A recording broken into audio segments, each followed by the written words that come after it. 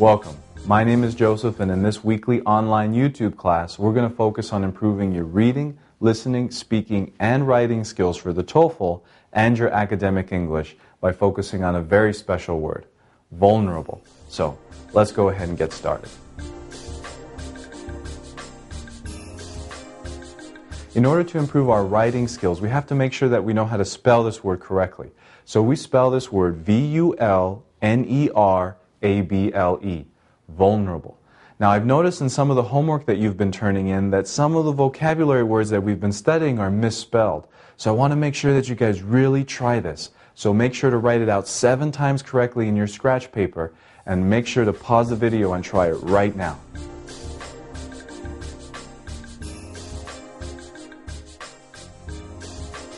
To improve our listening and our speaking skills, we have to learn how to say this word correctly. So in English, when a word has more than one vowel sound, as we should already know, we break it into syllables, right? So vulnerable has 4 vowel sounds, 4 syllables. Vulnerable. And when a word has more than one syllable, one of them gets the accent, which means we say it louder than the others. And that's how we can say this word correctly, by doing that. So in this word, vul has the accent, the first syllable. So how do we say this word? Vulnerable. Again, vulnerable.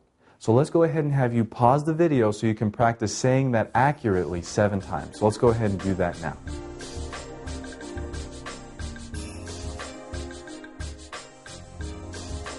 To continue to improve our listening and our speaking skills, we're going to focus on the R sound in vulnerable. Now this is a bit of a tough sound, but there are only 5 parts to it, so if we focus on those 5 parts, we're not going to have that much trouble with it anymore. So the first part is that our lips are relaxed when we make this sound. They don't do anything. And the second part is that the air passes through our mouth and not our nose when we make it. So, relaxed lips and air through the mouth, like we've learned for a lot of other sounds. Now the third thing, of course, is the tricky one, the position of the tongue. So what you want to do is you want to curl your tongue. So you kind of have like an L shape, and you want to make sure that the tip of your tongue doesn't touch the roof of your mouth. So it's just nice there in the middle. So how do you make this sound? Right? Curled tongue, the tip doesn't touch the roof of the mouth. Now the fourth thing is that this is a voice sound. So if you put your fingers on your throat when you make this sound, you'll notice that it vibrates. And that lets you know that you're making it correctly. The 5th step is also important and crucial because you have to emphasize this sound. This is a long sound and not a short sound. So we say not but Now, bringing it all together and putting in our word, how do we say it? Vulnerable. So again, hear the R sound there. Vulnerable. So in this word, it's a little bit difficult, but keep practicing it and you'll get it right and you'll really master the R sound. So let's pause the video so you can say it 7 times so you can really master it. So let's go ahead and do that now.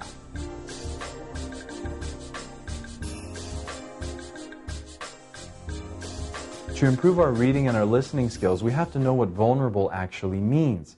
And it means easily hurt, open to attack, weak.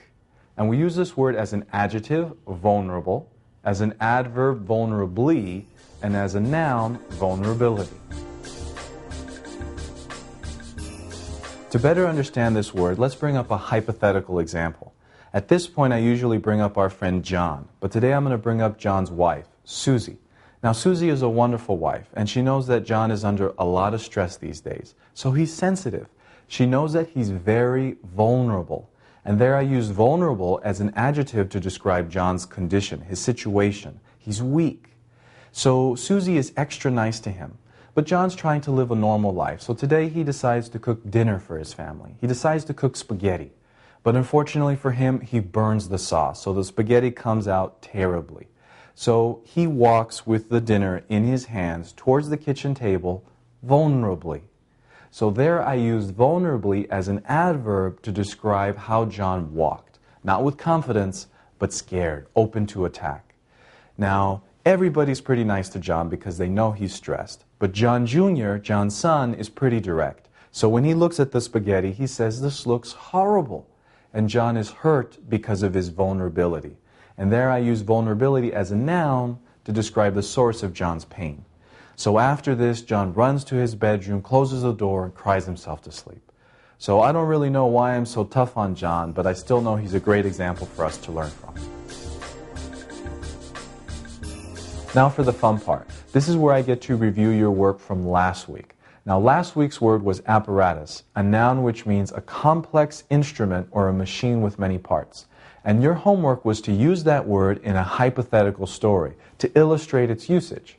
Now I got a lot of great stories, but the one that I chose comes from a student, Nasseruddin. So I hope I'm saying that name correctly. Now Nasseruddin wrote, Nasser is a teacher of English in a foreign country, comma.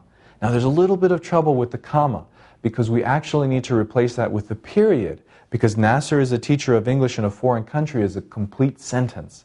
And remember, in English, when we have sentences, we separate them with periods, or a comma and a conjunction such as and. But here we're going to use a period. Now, before the period, there's no space, so we connect it with the word. And after the period, there's just one space, and the next sentence begins with the capital letter. So we actually make the capital H in his student. Now, that might seem simple, but a lot of us make mistakes with that. So watch out for that in your writing. Very important stuff. So the story continues. His students virtually gave up studying. So there we use virtually, an old vocab word, which is an adverb that means almost. Now, studying is misspelled. Now, that's normal, it's usual, but now you know why in the beginning of the video we always have a spelling section, because we want to improve that in our writing. Once or twice is no big deal, but many times that actually has a bit of an issue in our writing style and in our TOEFL score. So how do we spell studying? S-T-U-D-Y-I-N-G. Studying English because they hypothesized, again an old vocab word, which means imagined, that it's a really difficult language. So we might all agree with that. Comma, so, very good. He is now looking for creating an apparatus. Now there we use apparatus, our noun, correctly, because we're just looking for a make-believe imaginary machine. Remember, this is a hypothetical story to help people with English. Now looking for creating is actually non-idiomatic. It's not quite fluent.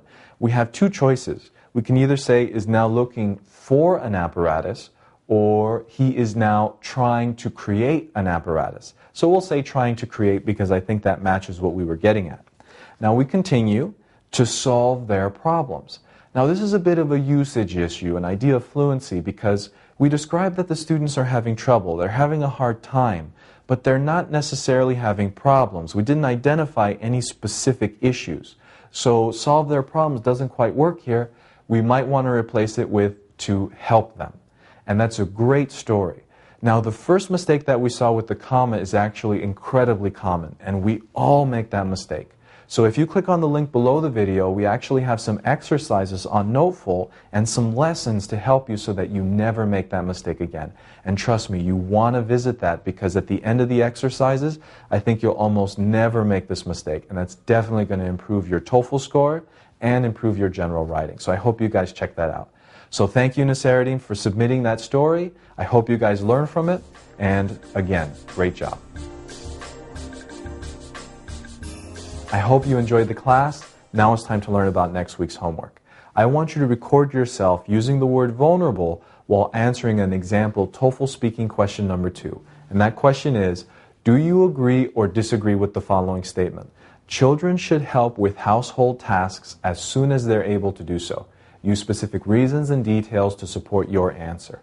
So remember, we want to answer this in the standard TOEFL format, so give yourself about 15 seconds or so to prepare, get comfortable, make sure you have an answer with 2 reasons, and then in your answer, which should take about 45 seconds, remember that's the TOEFL time, you want to give your answer, reason, an example of support, reason, example, and then your conclusion to tie it all together. And you can do that by clicking on the link below, which will take you to a page on Noteful where you'll see a little recorder. So as long as you have a microphone, you'll be able to click record and record yourself speaking. Then you'll be able to listen to it and make sure that you feel comfortable with it before you submit it. So I hope you guys again enjoyed this class. It was great. Don't forget to do the homework and don't forget to subscribe so that you'll know when next week's class is out. So until next time, which is next week, bye-bye. Don't forget that if you're interested in registering for our online TOEFL speaking class this Sunday, to click on the link below to find out how to register and more about the class.